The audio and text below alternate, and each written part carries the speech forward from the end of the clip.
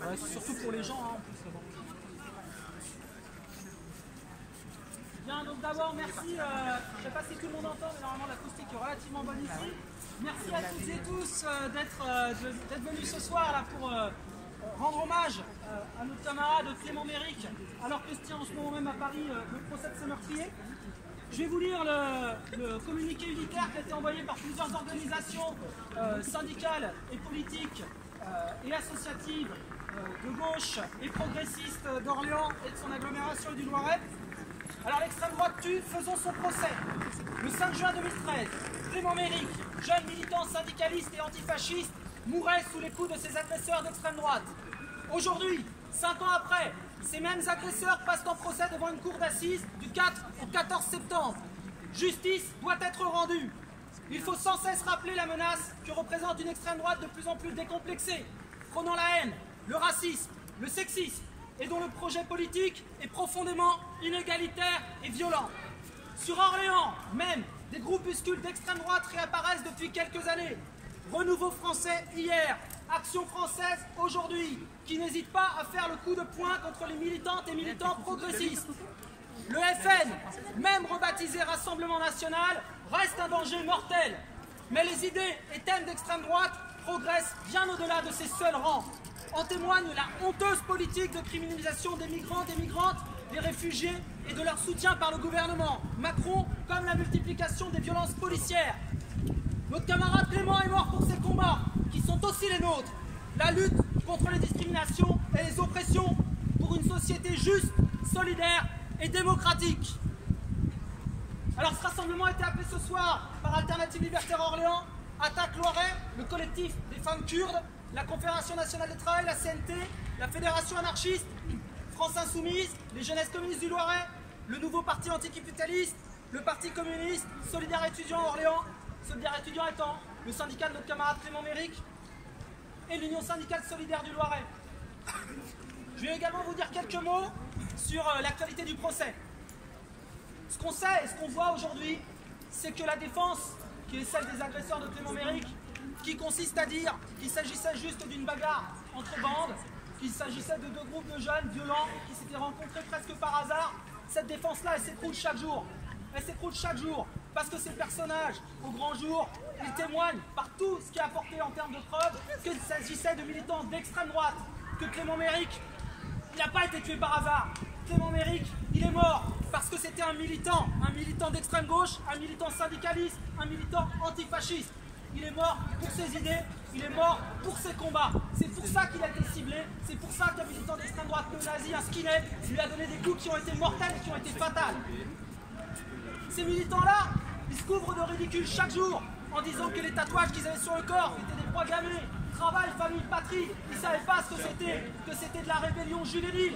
Ben non, c'est pas de la rébellion juvénile. Se rebeller, c'est se rebeller contre le système. C'est pas être un de ses meilleurs chiens de garde, un de ses meilleurs garants de ceux qui se battent pour qu'il y ait plus d'inégalité, de ceux qui se battent pour qu'il y ait plus d'injustice. Ça, c'est le combat des militants d'extrême droite.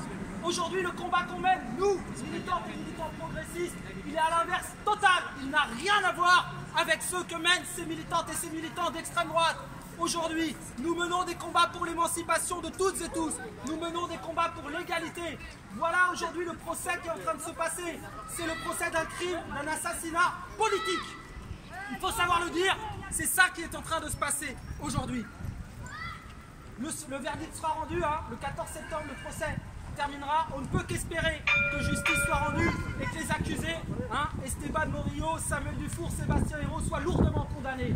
C'est ce qu'on souhaite, parce que ce serait reconnaître le caractère politique de ce crime et de ce meurtre. Alors il y a eu quelques petits événements aussi qui touchent à la sphère locale. Hier, le comité pour Clément a publié des captures d'écran d'un clip fait par un rappeur. Ça existe, un rappeur fasciste, Goldofaf, chacun s'amuse comme il peut, qui mettait en scène donc des gens qui étaient là comme figurants.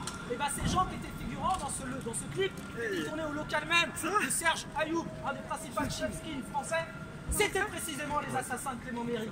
C'était Esteban Morillo, c'était Sébastien héros, c'était Lydia da Fonseca. C'est-à-dire que ces gens-là, ils peuvent dire aujourd'hui qu'ils ne savaient pas où ils étaient. Ils ont tourné dans un clip clairement nationaliste, clairement fasciste. Ce monsieur, Goldofaf, il va le faire.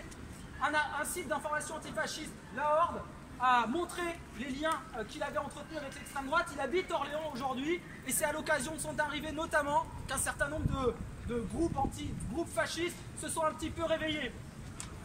Donc voilà, c'est important de savoir aussi que cette extrême droite violente est sévie aussi ici à Orléans. Jusqu'ici, elle n'a pas réussi à intimider le mouvement social parce que le mouvement social, le mouvement progressiste, il a toujours répondu unitairement sur les questions antifascistes comme il continuera à le faire. Sur les réseaux sociaux, il y a eu un membre de la Pachottière qui a ironisé sur le rassemblement à Orléans qu'on tient ce soir. Il disait « Et qu'est-ce que vous allez faire?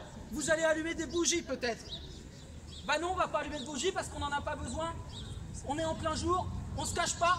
Nous, notre combat, il est démocratique, il est social. On sait le mener à visage ouvert, à visage à découvert.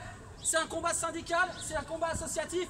On n'a pas peur de défendre ouvertement les sans-papiers, on n'a pas peur de défendre ouvertement celles et ceux qui souffrent des injustices de cette société.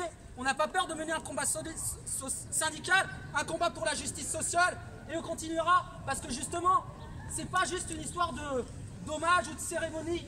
C'est pas seulement ça, on n'est pas en train là d'honorer la mémoire de Clément Méric et de repartir pour se dire on se retrouve dans un an. Non, quand on dit que les combats de Clément sont les nôtres, ça veut dire que chaque jour, quotidiennement, on continue de les mener.